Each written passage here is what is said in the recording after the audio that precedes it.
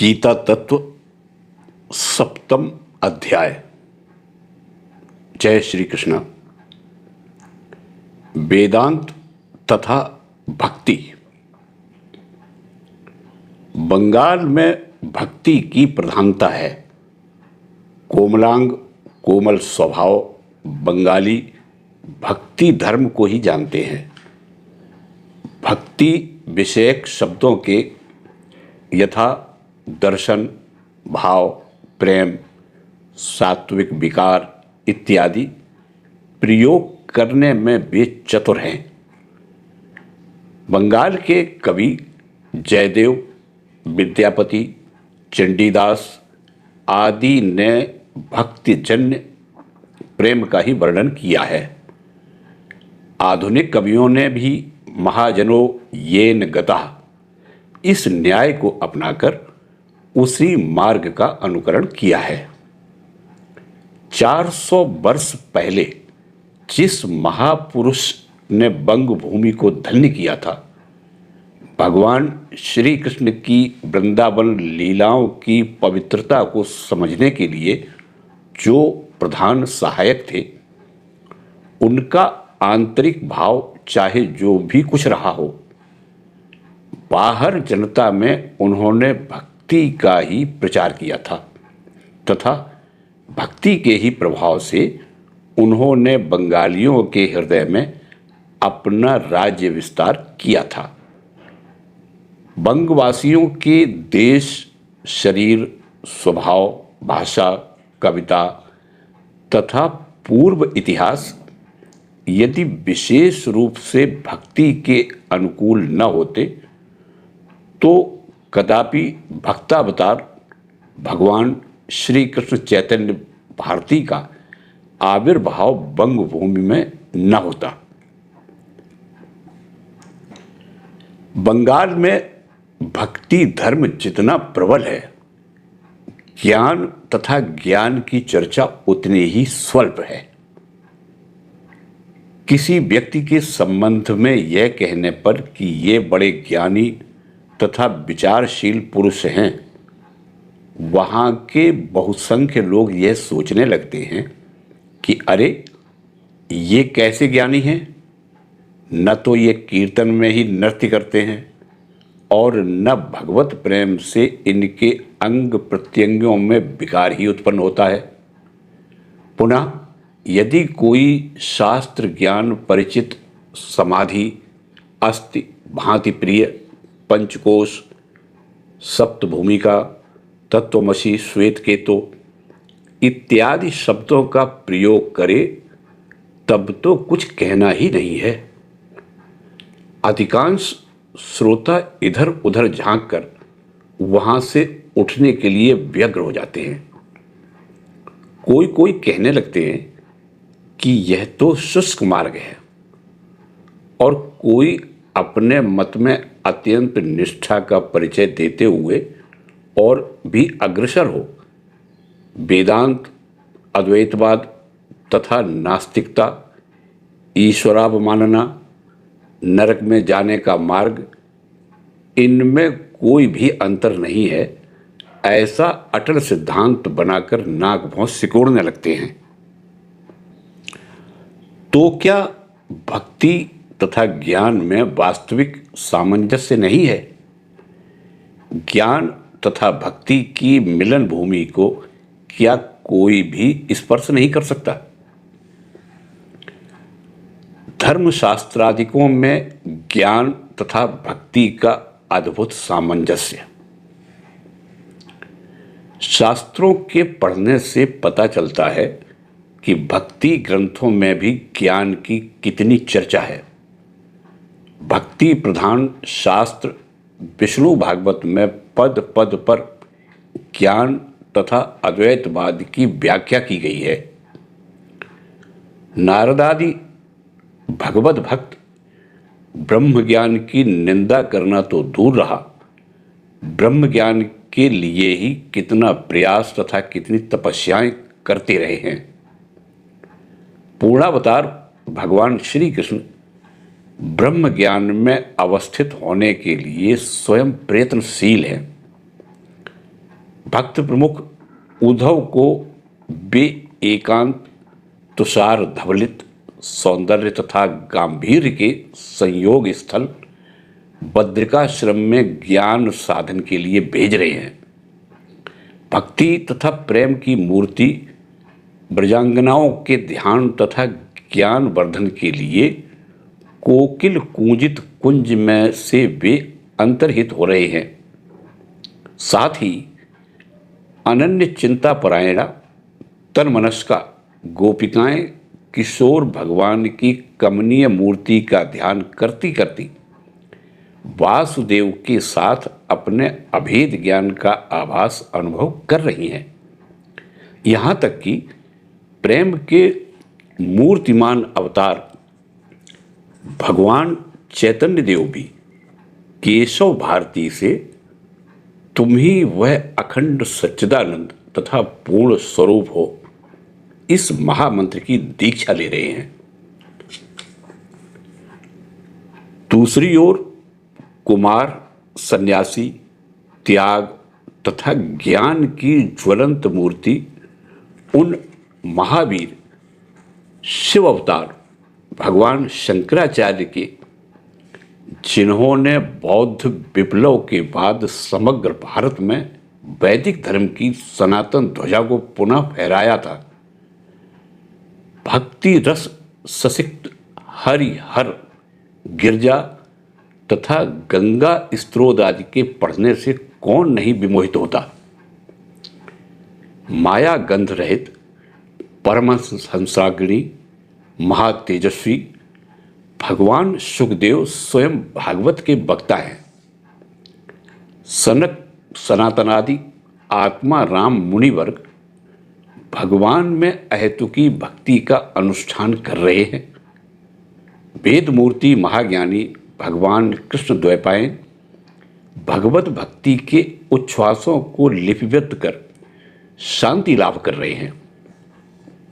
यहाँ तक कि ज्ञान सिद्ध जगत गुरु श्री महादेव जी, जो कि स्वयं भक्ति तत्व के प्रधान आचार्य हैं, हरि भक्ति प्रदान कर महामुनि नारद के जीवन को चिरकाल के लिए धन्य बना रहे हैं।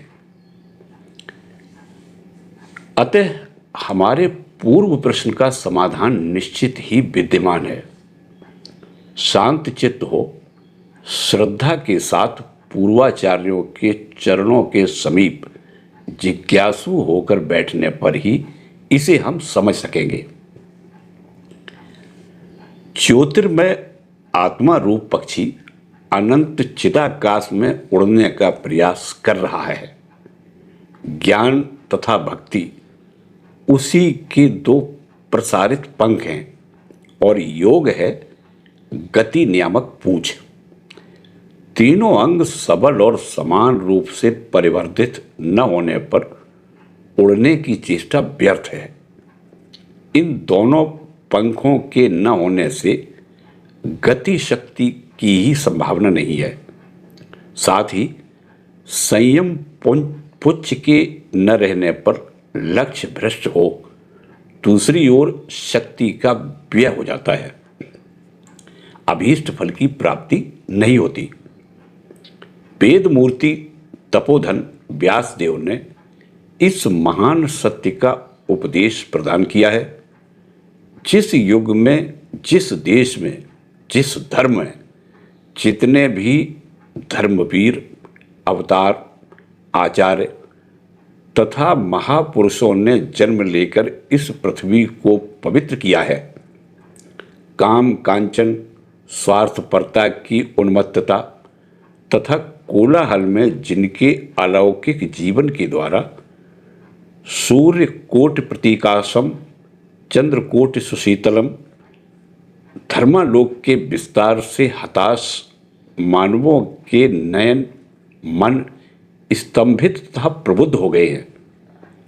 बसंत के आगमन में वृक्ष लता की तरह जिनके आगमन से मृत चित्त में नवीन प्राणों का संचार होकर मरुभूमि की धूसरता नयनाभिराम हरितिमा में परिणित हुई है, उसके जीवन वेद के पढ़ने से ज्ञान तथा भक्ति का एक विचित्र सम्मिश्रण देखने को मिलता है। ज्ञान तथा भक्ति के अपूर्व सम्मिलन से उनके जीवन में जिस महान उदारता का आविर्भाव हुआ, जगत के धर्मेतिहास की पर्यालोचना के द्वारा उसे भली भांति जाना जा सकता है। इस उदारता के बल पर ही श्री चैतन्य देव यवन हरिदास को शिष्य बनाने तथा चांडाल तक को प्रेम प्रदान करने में कुंठित नहीं हुए थे। इस उदारता के बल पर ही भगवान ईसा ने सामरिटन कन्या से जलपान और वेश्या मेरी से सेवा ग्रहण की थी एवं यहूदी तथा अन्य जातियों को बिना किसी भेदभाव के ईश्वर तत्व का उपदेश प्रदान किया था। इसी के प्रभाव से भगवान शाक्य सिंह ज्ञान के सुदृढ़ स्तंभ स्वरूप होकर बिंबिसार यज्ञ में एक तुच्छ नगण्य बकरी के बच्चे के लिए प्रसन्नतापूर्वक अपने जीवन को उत्सर्ग करने के लिए उद्यत हुए थे। गारहस्थ तथा सन्यास के अपूर्व सम्मिश्रण, तेज तथा माधुर्य के विचित्र समावेश, भारत के पूर्णावतार भगवान श्री कृष्ण ने पुण्य भूमि कुरुक्षेत्र में अर्जुन से कहा था, कोई भी मनुष्य मुझे एकदम छोड़कर अवस्थित नहीं है। सभी भिन्न भिन्न मार्ग से मेरी ओर आ रहे हैं। चाहे जिस मार्ग से होकर कोई क्यों न चले, मैं उसी मार्ग से उसे अंगीकार करता हूं। ऐसे व्यक्ति संसार में बहुत कम पाए जाते हैं जिनके हृदय तथा मस्तिष्क समान रूप से उन्नत हों। साधारणतया यह देखने में आता है कि एक दूसरे को दबाकर वर्धित होता है, किंतु हृदय तथा मस्तिष्क एक साथ पुष्ट होकर समान रूप से कार्य कर रहे हैं। हृदय एक ओर भावों का समुद्र बनकर समग्र जगत को आत्मसात करता हुआ सामान्य भाव स्पंदन मात्र से नाच रहा है, और मस्तिष्क दूसरी ओर कूट जटिल प्रश्नों के छिन्न भिन्न करता हुआ उनके अंतः स्थित सार वस्तु को ग्रहण करने में पारंगत हो उठा है। यही आदर्श है एवं देवता तथा गुरु के विशेष अनुग्रह के बिना इसकी प्राप्ति असंभव है। ज्ञान तथा भक्ति विषयक चिर प्रचलित विरोध का मुख्य कारण भी इसी में निहित है। अंधभक्ति, संकीर्णता, हीन बुद्धि, एक देशीयता, ये सभी हृदय तथा मस्तिष्क के अनुचित संयोजन के फल हैं, और धैर्य, वीर, श्रद्धा, उदारता, यहाँ तक कि जीवन मुक्ति भी इन्हीं दोनों के यथार्थ सन्निवेश के परिणाम हैं। मुक्त होना इसके अतिरिक्त और कुछ नहीं है। नीति, चरित्र इत्यादि की रक्षा के लिए तब कोई प्रयत्न नहीं करना पड़ता।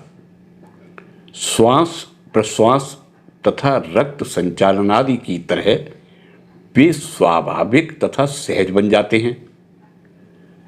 तभी मनुष्य का मन स्वयं अपना गुरु बन जाता है, जिसे वह उत्तम मानकर ग्रहण करता है। वही यथार्थ में उत्तम निकलता है, और जिसे वह निकृष्ट समझता है निश्चित रूप से वही निकृष्ट सिद्ध होता है। तभी मां जगदम्बा उसके पैरों को कभी बेताल नहीं पड़ने देती, इधर उधर नहीं पड़ने देती। ज्ञान तथा भक्ति का विरोध कहाँ है? फिर ज्ञान तथा भक्ति का विरोध कहाँ है? मार्ग तथा वाणी में। वाणी का विवाद मिट जाने पर संभवतः जगत के 3/4 झगड़े ही समाप्त हो जाए।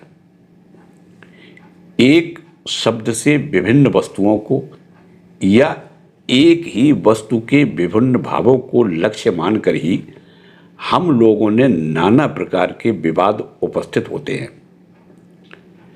अमेरिका के प्रख्यात क्रम विकासवादी विद्वान जॉन भिस्क का कहना है कि विरोध पक्ष के भाव तथा दृष्टि को अपनाकर देखने की शक्तिहीनता ही संपूर्ण विरोध की जड़ है।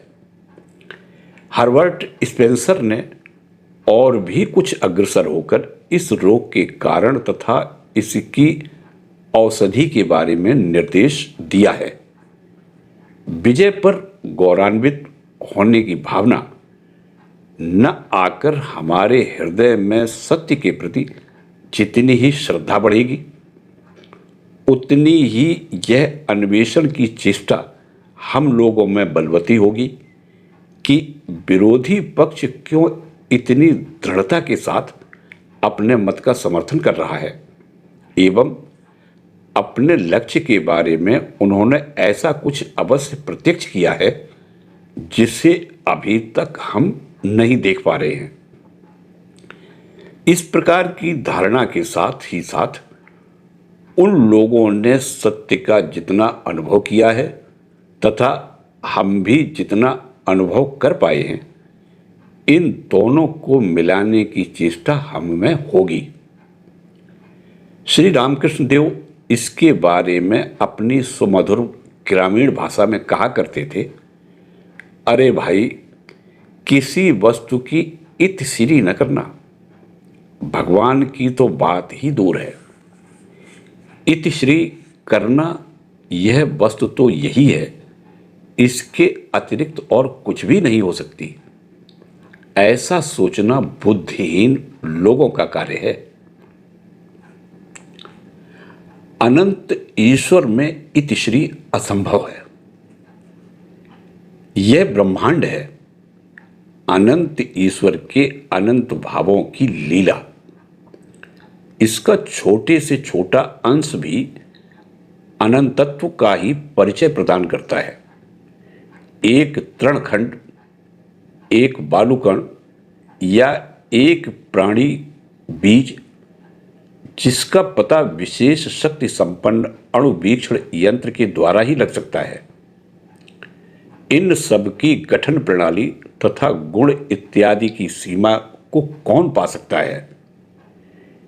इसीलिए वेद का वाक्य है, पूर्णमदः पूर्णमिदं पूर्णाद पूर्णमुदच्यते पूर्णस्य पूर्णमादाय पूर्णम एव भविष्यति।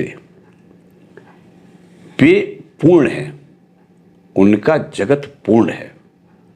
उन पूर्णांत स्वरूप से ही इस सीमा रहित जगत की सृष्टि हुई है, किंतु इससे उनकी हानि अथवा ह्रास नहीं हुआ है, क्योंकि अनंत पदार्थ से अनंत पदार्थ ही क्यों न निकले, वह तो जैसा अनंत है वैसा ही अनंत बना रहता है। मनुष्य में स्वयं भी अनंत है तथा अनंत के साथ ही वह चिरकाल से खेल रहा है। हस्तामलक की तरह वह अनंत को पकड़ रहा है, स्पर्श कर रहा है, देख रहा है और सुन रहा है। केवल उसके अंदर न जाने कहाँ कुछ ऐसी गड़बड़ी हो गई है जिसके कारण उसे अपने बारे में शांत बुद्धि होने लगी है। पिता, माता, स्त्री, पुत्र, बंधु बांधव, जड़ चेतन, उच्च नीच, क्षुद्र महान, सभी जगह एक बार उस अनंत चेतना को लाओ तो सही। देखोगे धराधाम स्वर्ग हो उठेगा। शोक, मोह, जरा, मृत्यु लुप्त हो जाएंगे। धर्म, भक्ति तथा मुक्ति फिर काल्पनिक अस्पष्ट शब्द मात्र न रहेंगे। साथ ही सर्वत्र सबके भीतर तुम देख पाओगे उस जीवंत विश्व रूपी विराट को।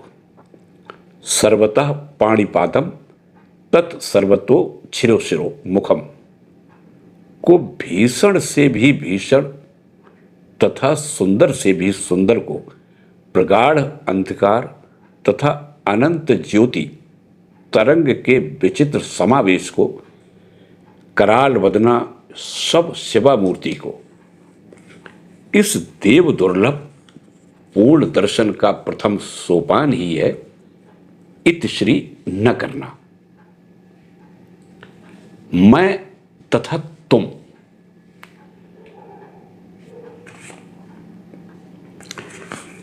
भक्त कहता है प्रभु मैं कुछ भी नहीं हूं, तुम ही सब कुछ हो।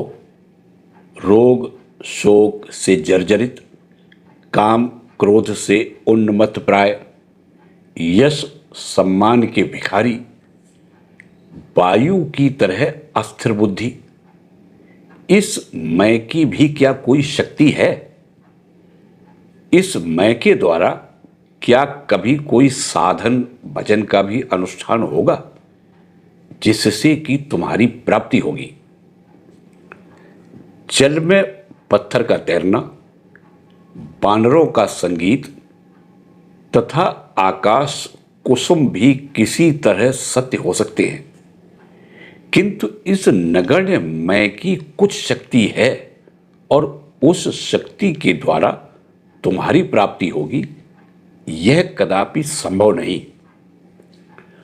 तुम मेरे प्राणों के भी प्राण स्वरूप हो, सर्वस्व धन हो, तुम्हारी जो इच्छा है वही पूर्ण हो।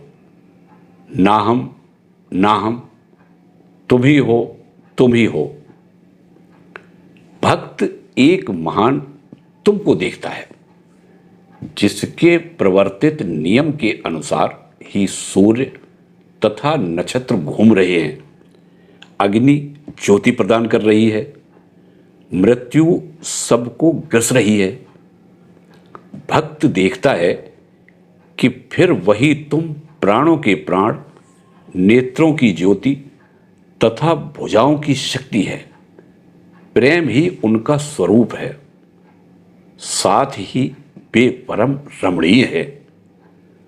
उस सौंदर्य के सामने और सब सौंदर्य फीके पड़ जाते हैं। उस शक्ति के सम्मुख अन्य शक्तियां पराजित हैं। यह महान तुम निकट से भी निकटतर है, अपने से भी अधिक अपना है। मोहित तथा स्तंभित होकर भक्त इनको ही इष्ट देव मानकर वर्ण करता है तथा महान उत्साह के साथ उस तुम नाम महामंत्र की दीक्षा ग्रहण करता है। मैं तथा ज्ञानी देखते हैं कि शरीर निरंतर परिवर्तनशील है, मन भी उसी प्रकार है, सर्वदा बदल रहा है, घूम रहा है, घट बढ़ रहा है।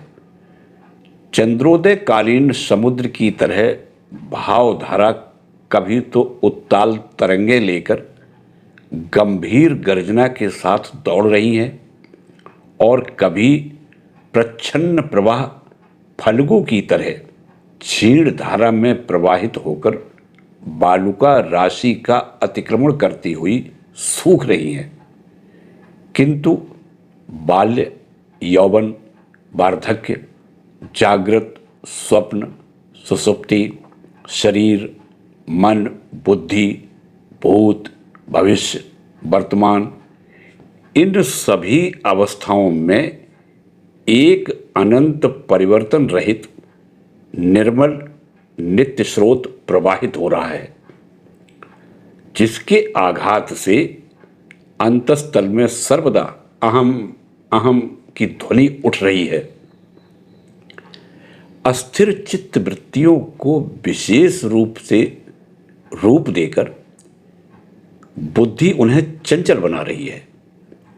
प्राण चक्र प्रवर्तित होकर इंद्रिय वर्ग को अपने अपने कार्यों में नियुक्त कर रहा है। ज्ञानी इस अनित्य के अंदर उस नित्य का, अचेतन में उस चेतन का, शक्तिहीन में उस परिपूर्ण शक्ति का दर्शन पाकर स्तंभित तथा विस्मित हो जाते हैं। साथ ही वे देखते हैं कि जगत में स्त्री पुरुष, जीव जंतु, ग्रह नक्षत्र, जड़ चेतन, इन सभी में उस नित्य की छवि विद्यमान है। वे देखते हैं कि इस तुच्छ में मैं का यथार्थ स्वरूप महान तथा नित्य है। परम उत्साह के साथ वे कह उठते हैं, इस जगत की सृष्टि, स्थिति तथा लय मुझ में ही हो रहे हैं। मैं ही ज्ञान तथा शक्ति का एकमात्र आकर हूँ। मैं ही नारायण हूँ। मैं ही पुरांतक महेश्वर हूँ। न तो मुझे मृत्यु तथा शंका ही स्पर्श कर सकते हैं और न जरा जन्म बंधन ही। न मृत्युन शंका न मे जाति भेदा, पिता नैव मे नैव माता न जन्म, न बंधुर्न मित्रम गुरुर्नैव शिष्या, चिदानंद रूपः शिवोहम शिवोहम। ज्ञानी भक्त तथा ज्ञानी का लक्ष्य एक ही है। तब फिर भक्त के महान त्वम तथा ज्ञानी के महान अहम में भेद कहाँ है? केवल वाक्यों में। दोनों एक ही वस्तु को लक्ष्य मानकर भिन्न भिन्न शब्दों का प्रयोग मात्र करते हैं। दोनों ही कहते हैं कि इंद्रिय समूह को संयत करो, नित्य पदार्थ में विश्वास करो तथा इस तुच्छ अहम अपक्व अहम का परित्याग करो, जो कि समस्त दुख तथा बंधनों का कारण है। अपक्व अहम को भक्ति या विवेक वैराग्य को प्रज्वलित अग्नि में पकाकर महान अहम या त्वम के साथ जोड़कर पक्का बना लो। और यह नाता भी बलपूर्वक नहीं जोड़ना पड़ेगा। देखोगे कि दोनों ही में परस्पर आकर्षण तथा बंधुत्व अनंत काल से विराजमान है। जीवात्मा तथा परमात्मा दो पक्षी, ऊर्ध्व मूल अध शाख, इस संसार रूप अश्वत्थ वृक्ष की दो शाखाओं में दो पक्षी बैठे हुए हैं। दोनों ही सुंदर हैं तथा नित्य प्रेम में परस्पर बंधे हुए हैं।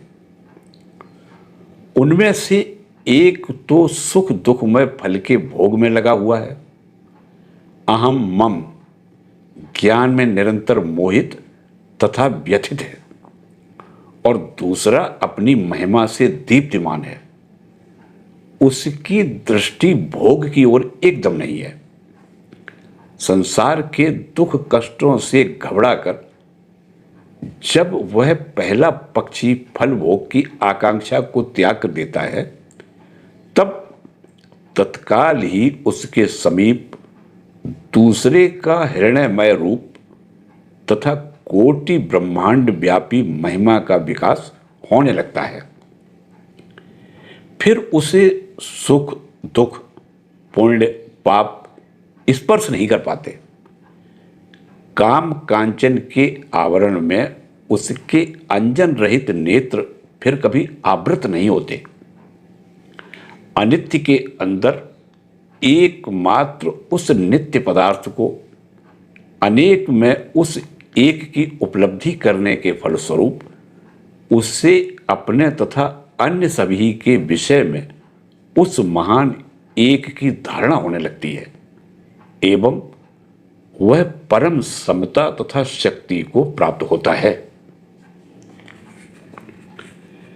अज्ञान के आवरण में भगवान का प्रकाश। वास्तव में मनुष्य कभी भी भगवान से दूर नहीं है। नीच संसर्ग से, नीच कर्मों के द्वारा, चाहे वह कितना भी नीचगामी क्यों न बने, उसकी दृष्टि उन हृदयमय पुरुष के कोटि सूर्य प्रकाश रूप से कभी भी पूर्णतया वंचित नहीं है। संसार के दुख कष्टों से अधीर होते ही वह उनको देख पाता है। रोग शोक से व्याकुल होते ही उनके विषय में उसे कुछ न कुछ उपलब्धि होने लगती है।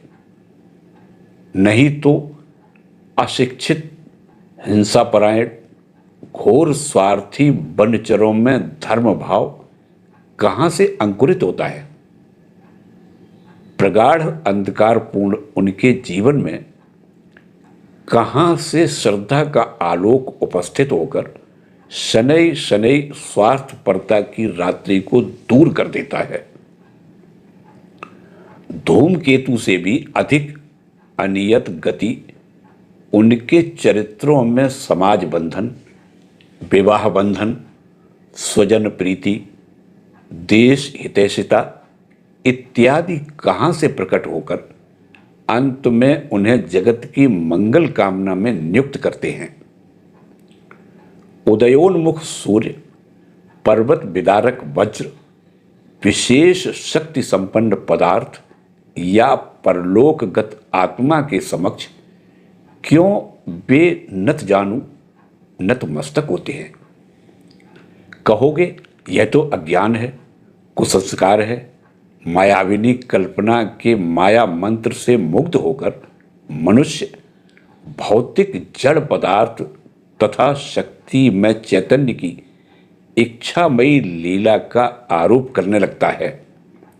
कहोगे कि भय या प्रीति से अथवा विचित्र स्वप्न राज्य में, जहां की दृष्ट अदृष्ट कितने ही लोगों के साथ मेल मिलाप होता है, जहां प्रकाश तथा अंधकार के विचित्र सम्मिश्रण में अस्पष्ट किंचित व्यक्ति, विकास रहित तथा अव्यक्त छाया मूर्तियां छायानुरूप नाता जोड़कर सजीवतया प्रकट होने लगती हैं। किंतु तीव्र ज्ञान सूर्य के किरण विस्तार के साथ ही न जाने कहां विलीन हो जाती हैं। उसी स्वप्न राज्य में सबसे पहले मानव हृदय पटल पर श्रद्धा तथा धर्म के बीज अंकुरित होते हैं। यह बात सत्य तथा ध्रुव सत्य होने पर भी धर्म की जड़ कहां है, इस प्रश्न की यथार्थ तह में नहीं पहुंच पाती। अज्ञता तथा कुसंस्कार क्या कभी उन्नति का द्वारोद्घाटन कर सकते हैं? कल्पना क्या कभी वास्तविक सत्य को उत्पन्न कर सकती है? तो फिर इस शंका का समाधान कहां है? मनुष्य के अंदर कुंडली आकार में अजेय असीम शक्ति निहित है। जन्म, जरा तथा मृत्यु तक भी उस शक्ति के निकट पराजित है। अनंत बाधा विघ्नों को भेद करती हुई देश काल की सीमा को अतिक्रमण कर अवांग मनसो गोचर राज्य में उस शक्ति की तीक्ष्ण दृष्टि पहुंच जाती है। इसीलिए वह उस नित्य पदार्थ के रूप की कुछ न कुछ छाया को सभी वस्तुओं में प्रत्यक्ष करती रहती है। इसीलिए वह अनित्य वस्तुओं की नित्य ज्ञान से धारणा करने लगती है। जिस क्षण उस महाशक्ति के संचालन से पूर्ण सत्य के दर्शन की वास्तविक आकांक्षा मनुष्य को होगी, तत्काल ही उसे संसार वृक्ष की उच्च शाखा में अवस्थित हृदयमय वपु आदि कवि के साथ तथा परिपूर्ण स्वरूप का अबाध रूप से दर्शन होने लगेगा। मूल विषय में सभी शास्त्र अभिन्न हैं।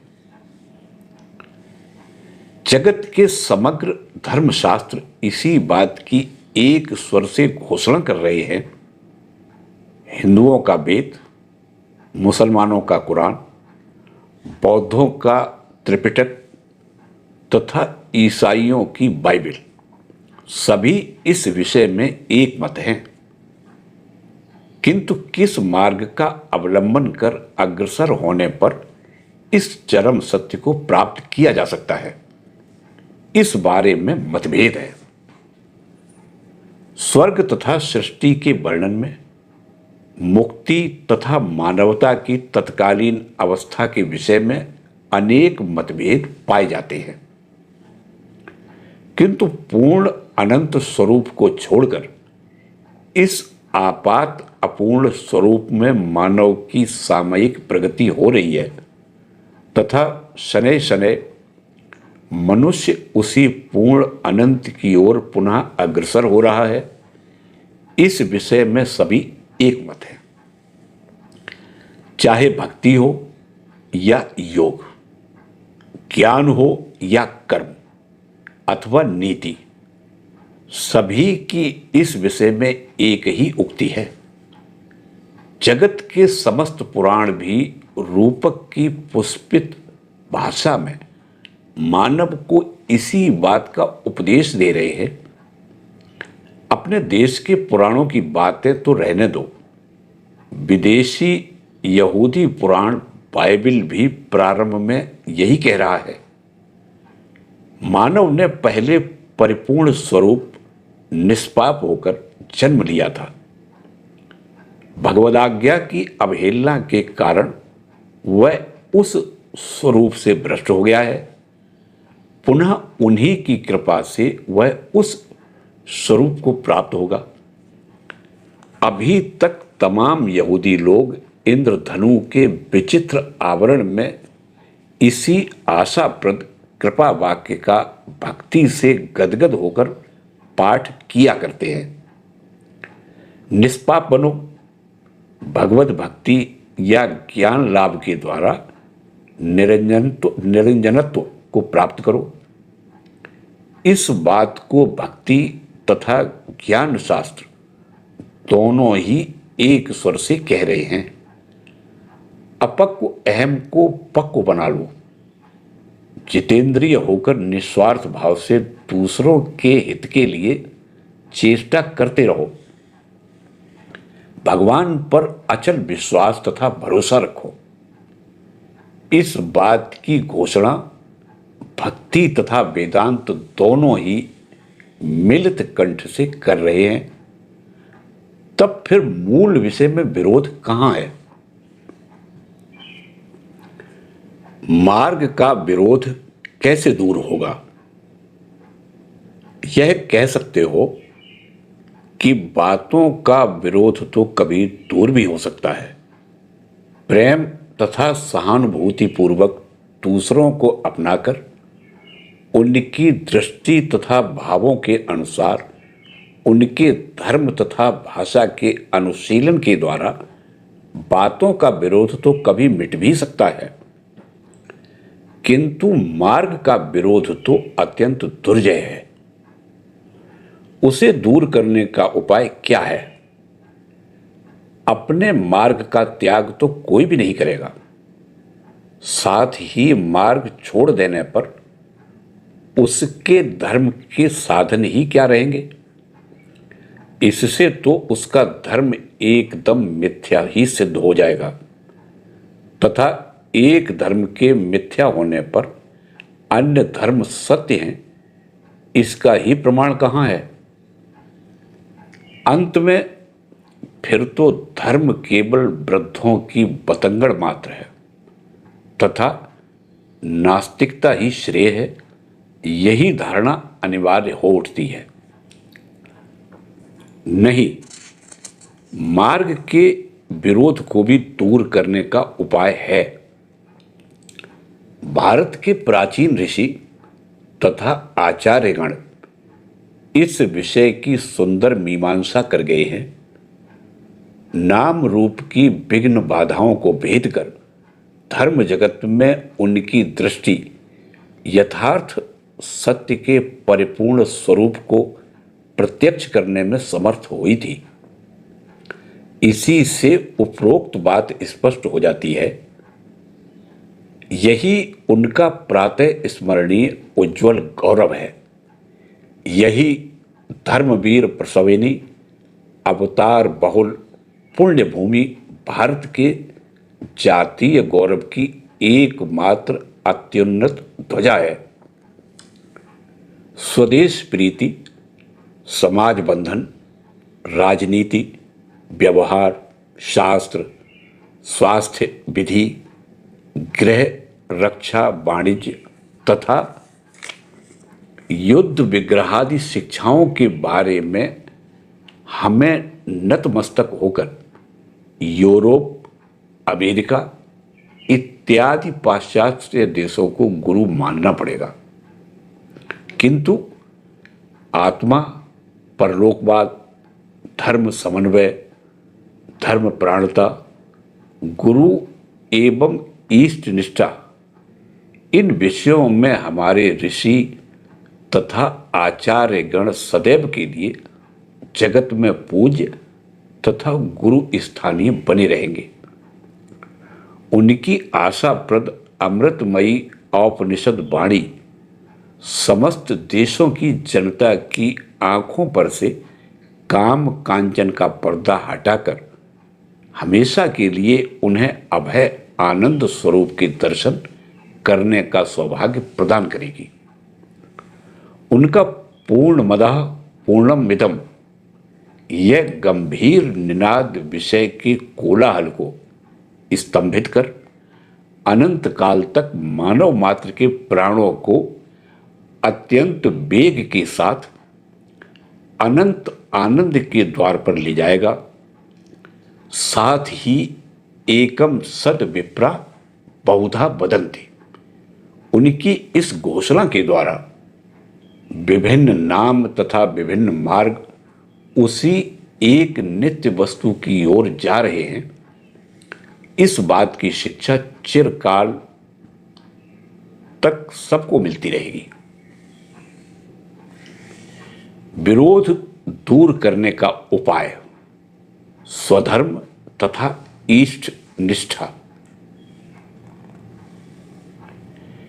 एक ही गंगा जी की धारा हिमाचल की तुषार राशि को भेदती हुई एक शिखर से दूसरे शिखर एवं वहां से सस्य श्यामला समतल भूमि में से होकर बहुजन हिताय बहुजन सुखाय सागर संगम तक प्रवाहित है।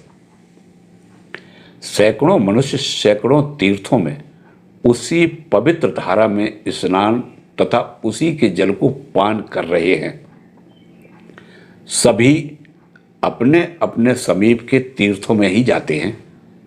इस प्रकार के तीर्थ असंख्य होने पर भी उस एक ही गांगमबारी मनोहारी के स्पर्श से सभी पवित्र हो रहे हैं। तीर्थों की बहुलता के कारण किसी प्रकार का विवाद तो उपस्थित नहीं होता, तो फिर धर्म जगत में मार्गों को लेकर इतना विरोध क्यों है? सभी मार्ग यथा नद्या स्पंदमाना समुद्रे, इस न्याय से उस एक अखंड चिदानंद सागर में ही मिल रहे हैं। इसीलिए ऋषियों ने स्वधर्म तथा ईष्ट निष्ठा का उपदेश प्रदान किया है। मानव के मन तथा स्वभाव भिन्न भिन्न है। वृक्ष का कोई पत्ता जिस प्रकार दूसरों के समान नहीं होता, ध्यान पूर्वक देखने पर हाथ की एक उंगली की जिस प्रकार दूसरी उंगली के साथ समानता नहीं पाई जाती, उसी प्रकार एक मन के साथ दूसरे मन की समस्त विषयों में समता नहीं है। जन्म जन्मांतर के कर्म जनित संस्कार के अनुसार प्रत्येक के विभिन्न प्रकार के गठन तथा आकृति हैं। शरीर तथा मन में कहीं तो पशु भाव और कहीं देव भाव प्रबलतर देखने में आते हैं। स्थानच्युत नक्षत्र की तरह लक्ष्य भ्रष्ट होकर कोई तो काम कांचन के आकाश में इधर उधर भटक रहा है और कोई समुद्र मार्ग विदारी पर्वत पुंज की तरह विषय के उत्ताल तरंगों के अविच्छिन्न आघात को दृढ़ता के साथ अचल अटल होकर सहन कर रहा है। ऐसे अद्भुत विचित्रतापूर्ण भिन्न भिन्न मानवों के लिए क्या कभी एक ही धर्म उपयोगी हो सकता है? बीमार तथा स्वस्थ संतानों के लिए क्या माता कभी एक से भोजन की व्यवस्था कर सकती है? बच्चे तथा बड़ों के लिए क्या कभी एक ही नाप की पोशाक बनाई जा सकती है? फिर भी धर्म जगत में अब तक क्या ठीक उसी प्रकार की चेष्टा देखने में नहीं आ रही है? ईसाई पादरी कहते हैं, हमारा ईसाई धर्म तुम्हारे मन के अनुकूल हो या न हो, उसे ग्रहण किए बिना तुम्हारे लिए अनंत नरक है। मुसलमान कहते हैं कि अल्लाह का नाम लेकर दास भाव से निराकार ईश्वर का भजन न करने पर तुम्हें इस दुनिया में जीने का कोई अधिकार नहीं है। शरीरांतर होने पर स्वर्ग लाभ की बात तो दूर है। जैन, बौद्ध, शैव, शाक्त सभी का यही कथन है। सभी कहते हैं कि हमारे धर्म में ही सबको दीक्षित होना होगा। हमारा धर्म जब हमारे लिए उपयोगी है तब सबके लिए उपयोगी क्यों न होगा? इस भीषण कोलाहल के अंदर आर्य ऋषियों की सारपूर्ण गंभीर वाणी आकाश मार्ग में उत्थित होकर एक शिखर से दूसरे शिखर में प्रतिध्वनित होने लगी। स्वधर्म का परित्याग न करो। दोष युक्त होने पर भी अपने अपने स्वभाव के उपयोगी धर्म को न त्यागो। जगत में सभी गुण दोषयुक्त हैं। मन और वाणी को एक कर प्रयास करने से सभी मतों के द्वारा उस आनंद स्वरूप को प्राप्त किया जा सकता है। सभी समान रूप से उस अमृत तत्व के अधिकारी हैं। संसागरा पृथ्वी के उस आनंद ध्वनि को स्तंभित होकर सुना, किंतु एक क्षण के लिए दूसरे ही क्षण मार्ग विषयक उसी असारता को लेकर सभी फिर आपस में झगड़ने लगे। धर्माधर्म की परीक्षा निस्वार्थता। वास्तव में इष्ट निष्ठा तथा स्वधर्म पालन ही ठीक ठीक धर्म लाभ करने के तथा धर्म जगत में विरोध दूर करने के एकमात्र उपाय हैं। अखंड स्वरूप के अनंत भाव अनंत कोटि मानवों के लिए उपयोगी बने हुए हैं। मानव उनमें से कितनों को ग्रहण कर सकता है? मानव मन में नास्तिकता, अविश्वास इत्यादि श्रेय रूप से क्यों भाषित होते हैं? अब तक जगत में जितने प्रकार के धर्म प्रचलित हैं, जिन जिन भावों से प्रेरित होकर लोग भगवान की उपासना कर रहे हैं, उनमें से जब कोई भी संपूर्ण रूप से प्राणों की प्यास बुझाने में समर्थ नहीं होता, तभी लोग नास्तिक तथा संशयात्मा बन जाते हैं।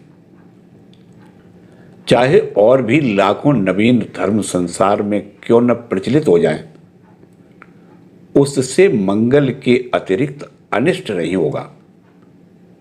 आज जो लोग संशय संदेहों को लेकर मृत्यु पथ के पथिक बन रहे हैं, उनमें से सैकड़ों व्यक्ति उन नवीन मार्गों में अपने मन के उपयोगी धर्म तथा शांति को पाकर कृतार्थ हो जाएंगे। तुम अपने स्वभाव के अनुकूल धर्म का अंगीकार करो, मुझे भी अपने स्वभाव के उपयोगी धर्म को ग्रहण करने दो। यदि यह कहो कि तब तो चोर और लंपट भी कह सकते हैं कि हमें हमारे स्वभाव के अनुकूल धर्म का आचरण करने दो, तो फिर समाज में सुख और शांति ही कहां रह सकती है। इसका भी उपाय है। धर्म तथा अधर्म की जांच की एक कसौटी है, वह है निस्वार्थता।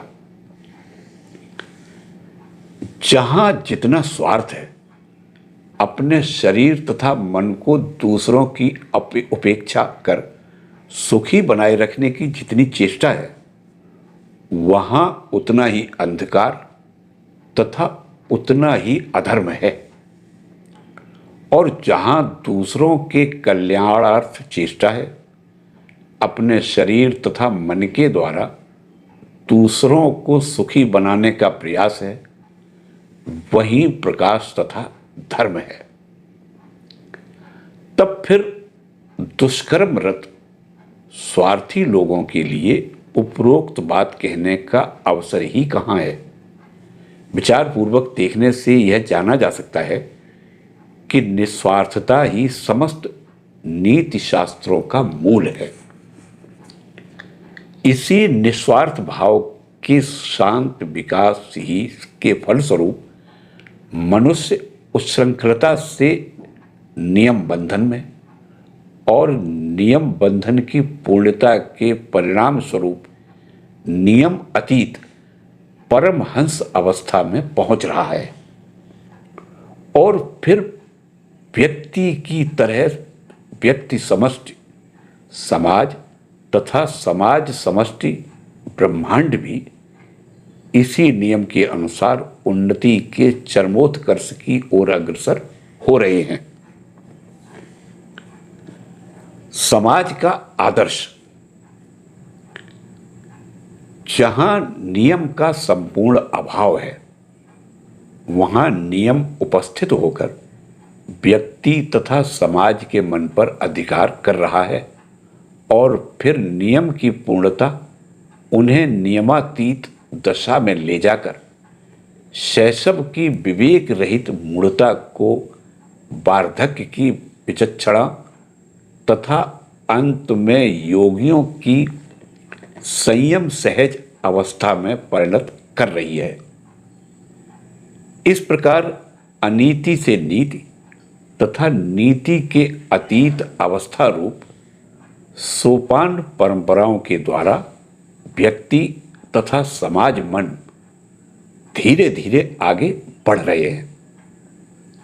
यह कह सकते हो कि युग के प्रारंभ से लेकर अभी तक पृथ्वी में कुछ व्यक्तियों को छोड़कर ऐसा कोई भी समाज देखने में नहीं आया है जिसके सभी व्यक्ति इस आदर्श दशा में पहुंचे हों।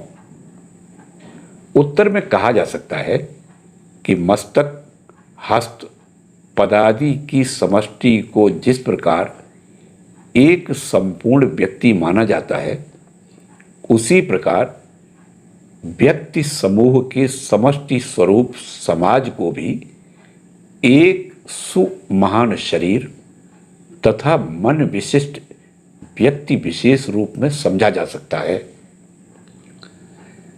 जिस नियम के अनुसार मानव शरीर परिचालित तथा पुष्ट होकर उन्नत होता रहता है, ठीक उसी नियम के अनुसार समाज शरीर भी पुष्ट तथा वर्धित होता है। इस परिपूर्ण आदर्श दशा में उपस्थित होते यदि तुमने एक को देखा है तो दूसरा भी किसी समय उसी दशा में पहुंच जाएगा। क्या यह बात तुम्हें अत्यंत असंभव मालूम होती है? समाज की इस आदर्श दशा को सभी युगों में चिंतनशील मनीषियों की कल्पना ने चित्रित किया है। इसी को सत्ययुग, स्वर्णयुग इत्यादि शब्दों में व्यक्त किया गया है। क्रम विकासवादी हर्बर्ट स्पेंसर, ले कैंट, फिस्क प्रमुख पाश्चात्य विद्वानों ने इसे असंगत या युक्तिहीन नहीं माना है। ज्ञान तथा भक्ति का लक्ष्य एवं इष्ट निष्ठा। ज्ञान तथा भक्ति दो मार्ग मात्र हैं, एक सोहम सोहम और दूसरा नाहम नाहम कहकर मानव को सत्य स्वरूप की ओर ले जा रहे हैं। जब तक लक्ष्य वस्तु की प्राप्ति नहीं होती तब तक दोनों मार्ग तथा मार्ग के लक्ष्य साधक को भिन्न भिन्न प्रतीत होते हैं, किंतु उद्देश्य की सिद्धि होते ही साधक की दृष्टि में यह भिन्नता फिर नहीं रहती। वेद का तत्वमसि, सूफियों का अनहलक तथा ईशा का मेरे पिता तथा मैं एक हूं, इस बात के विशद प्रमाण है। दूसरा उज्जवल प्रमाण है शारदोत्फुल्ल मल्लिका। रजनी में गहन कुंज स्थल पर भक्ति प्राणा ब्रज गोपिकाओं का भक्ति उन्माद जनित श्री कृष्ण लीलाभिनय। फिर भी साधक को अपने मार्ग में निष्ठा रखना आवश्यक है। वातात्मज वीर चूड़ामणि श्री रामदूत की तरह उनके प्राणों की निरंतर यह पुकार होनी चाहिए, श्रीनाथे जानकी नाथे अभेद परमात्मनि तथापि मम सर्वस्व राम कमल लोचन। मैं जानता हूं कि वही एक परमात्मा श्रीनाथ तथा जानकी नाथ रूप में प्रकट हैं, फिर भी कमल लोचन राम मेरे सर्वस्व हैं। श्री रामकृष्ण देव अपनी मधुर भाषा में कहा करते थे, इष्ट निष्ठा मानो पौधे को घेरने जैसा है। छोटे पेड़ को न घेरने से लोग उसे कुचल डालते हैं, गाय बकरी जड़ से उसे खा डालती है, इसलिए उसे घेरना नितांत आवश्यक है। किंतु पेड़ के बड़े हो जाने पर फिर घेरा लगाने की आवश्यकता नहीं रहती, तब उस पेड़ से हाथी बांधने पर भी उसकी कोई हानि नहीं होती।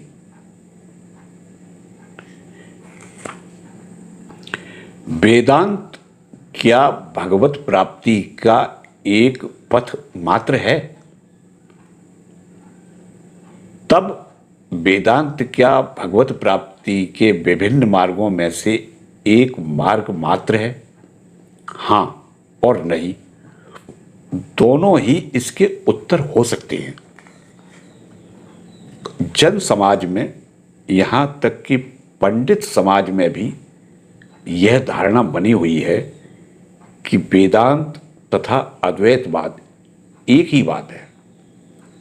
सोहम सोहम करते हुए द्वैताद्वैत के अतीत उस सत्य की प्राप्ति का वेदांत एक मार्ग मात्र है।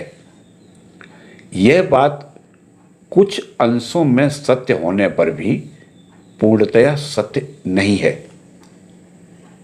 वेदांत शब्द से यदि वेद के अंतिम उपनिषद भाग को ही माना जाए तब भी तो उसमें द्वैत, विशिष्टाद्वैत तथा अद्वैत इन तीनों ही मतों की समर्थक वचन परंपरा देखने में आती है।